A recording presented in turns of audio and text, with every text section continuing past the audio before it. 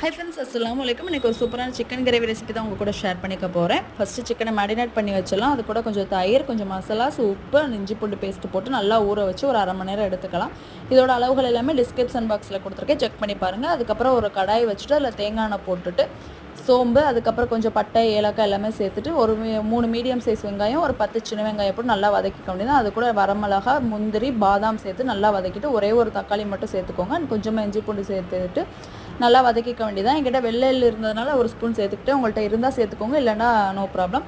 அதை வதக்கி ஒரு பக்கமாக ஆற வச்சுருங்க. அதை அரைக்கணும். அதுக்கப்புறம் அதே கடாயில் கொஞ்சமாக எண்ணெய் ஊற்றிட்டு ஒரே ஒரு வெங்காயம் போட்டு வதக்கிட்டு நம்ம மேரினேட் பண்ணி வச்சுருக்க சிக்கனை போட்டு 2 மினிட்ஸ் நல்லா வதக்கி எடுத்துகிட்டு அரைச்சி வச்சுருக்க மசாலாவையும் தூக்கி ஊற்றி அது கூட தேவையான அளவு தண்ணியை ஊற்றி சிக்கனை வந்து நல்லா வேக வச்சு எண்ணெய் பிரிஞ்சு வர அளவுக்கு வச்சதுக்கப்புறமா கடைசியாக ஒரு 1.5 ஸ்பூன் அளவு பெப்பர் மசாலா தூவி கொத்தமல்லி தூவி இறக்குனீங்கன்னா சூப்பரான சிக்கன் கிரேவி ரெடி ஆகிடும். ட்ரை பண்ணி பாருங்கள்.